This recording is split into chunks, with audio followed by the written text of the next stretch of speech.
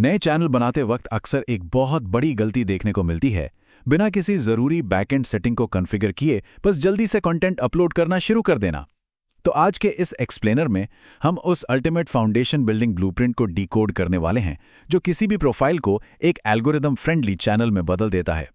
चलिए उन 9 सबसे ज़रूरी सेटिंग्स को समझते हैं जिन्हें तुरंत ऑन करना चाहिए। इस पूरी प्रोसेस को हमने 5 अलग-अलग हिस्सों में बांटा है। कोर फीचर्स को अनलॉक करना, चैनल की आइडेंटिटी तय करना, अपलोड डिफ़ॉल्ट्स और चैप्टर्स सेट करना, लेआउट को कस्टमाइज करना और सबसे आखिर में ज़रूरी चैनल सिक्योरिटी। तो शुरुआत करते हैं पहले चरण से, कोर फीचर्स को अनलॉक करना, यानी चैनल की असली क्षमता को एक्टिवेट करना।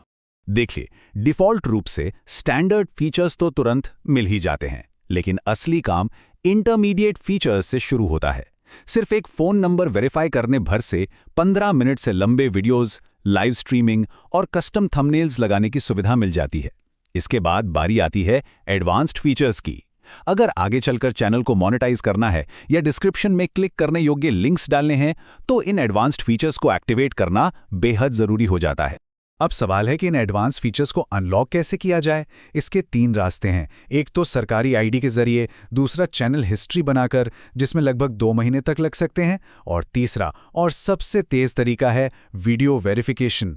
वक्त बचाने के लिए वीडियो वेरिफिकेशन सबसे ज़्यादा रेकमेंड किया जाता है। इसमें बस 30 सेकेंड लगते हैं, जहां स्क्रीन पर आने वाले निर्देशों को फॉलो करते हुए कैमरा में देखना होता है और काम पूरा हो जाता है।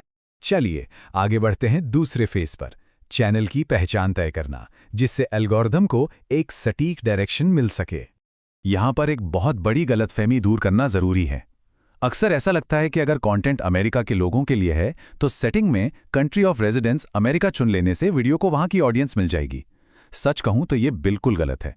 ये सेटिंग सिर्फ मोनेटाइजेशन पॉलिसीज़ और लीगल रूल्स तय करती है।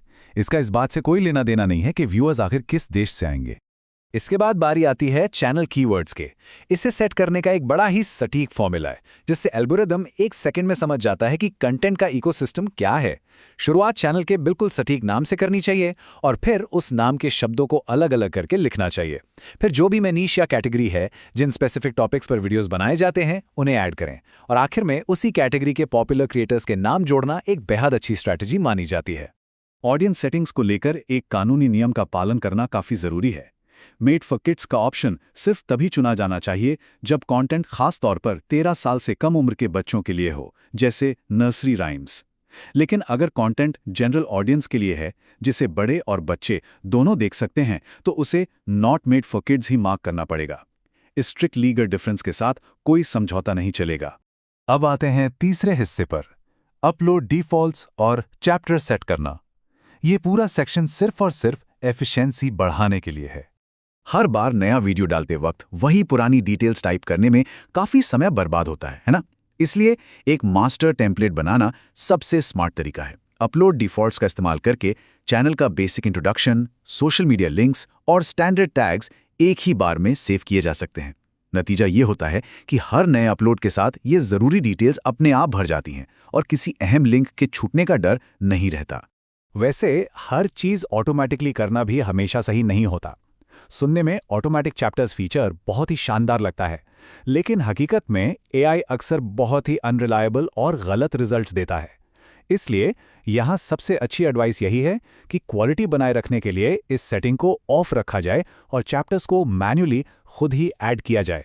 बैकएंड सेटिंग्स के अलावा अगर थोड़ी और तेज़ी से ग्रोथ चाहिए तो vidIQ जैसे थर्ड पार्टी टूल्स का इस्तेमाल करना काफ़ी मददगार होता है। ये एआई वीडियो आइडियाज़ और बेहतरीन कीवर्ड रिसर्च निकाल कर देते हैं, और मज़े की बात यह है कि इसके पहले महीने के बूस्ट प्लान पर 90% तक का भारी डिस्काउंट भी हासिल किया जा सकता है। चलिए अब चौथे फेज पर चलते हैं, चैनल लेआउट को कस्टमाइज करना, जिससे किसी भी नए दर्शक का पहला इंप्रेशन बिल्कुल परफेक्ट बन सके। देखिए, होम पेज एक डिजिटल दुकान की तरह होता है। नए आने वाले लोगों का स्वागत करने के लिए एक बढ़िया चैनल ट्रेलर लगाया जा सकता है, जबकि जो लोग पहले से सब्सक्राइबर्स हैं उनके लिए एक अलग फीचर्ड वीडियो सेट किया जा सकता है। साथ ही एल्गोरिदम के हिसाब से फॉर यू सेक्शन और अलग-अलग प्लेलिस्ट्स को फीचर्ड सेक्शंस में लगाने से पूरा चैनल बेहद प्रोफेशनल दिखने लगता है। इसी लेआउट के अंदर एक छोटा सा विजुअल ट्विक काफी बड़ा जादू कर सकता है, वीडियो वाटरमार्क। स्क्रीन के बॉटम राइट में लगा ये छोटा सा ग्राफिक एक लगातार मौजूद रहने वाले पैसिव सब्सक्राइब बटन की तरह काम करता है। बिना किसी की व्यूइंग आदत को डिस्टर्ब किए ये लोगों को सब्सक्राइब करने का रिमाइंडर देता है, जिससे महीने भर में लगातार एक्स्ट्रा सब्सक्राइबर्स जुड़ते रहते हैं। और अब आखिर में इस एक्सप्लेनर का सबसे ज़रूरी और पांचवा हिस्सा, इसेंशियल चैनल सिक्योरिटी, अपनी इस पूरी डिजिटल एसेट को सुरक्षित करना। यहाँ एक ऐसी डरावनी गलती है जो अनजाने में कई बार हो जाती है।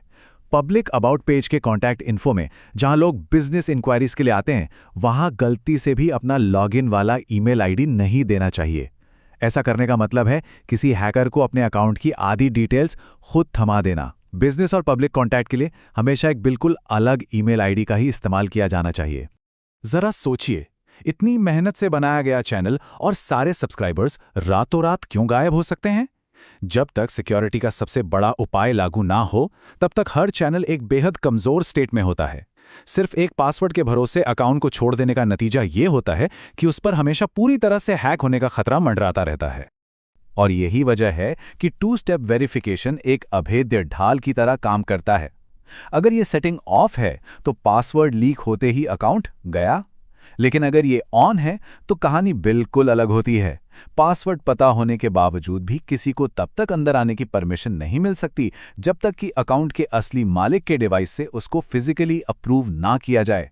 जब इन सभी 9 सेटिंग्स को सही से और पूरी लगन के साथ कॉन्फ़िगर कर लिया जाता है, तो ये सिर्फ एक छोटी सी चेकलिस्ट नहीं रह जाती। ये सफलता का एक ऐसा मजबूत रोडमैप बन जाती है जो आगे चलकर इस प्लेटफॉर्म पर चैनल के सफल होने के चांसेस को पूरे 10 गुना तक बढ़ा सकती है। तो लीजिए, टेक्निकल सेटअप अब पूरी तरह से तैयार और मजबूत है। चैनल एल्गोरिथम के हिसाब से ऑप्टिमाइज्ड हो चुका है, सारे लेआउट्स परफेक्टली ऑटोमेटेड हैं और सिक्योरिटी भी लगभग अभेद्य हो चुकी है। फाउंडेशन बन चुकी है।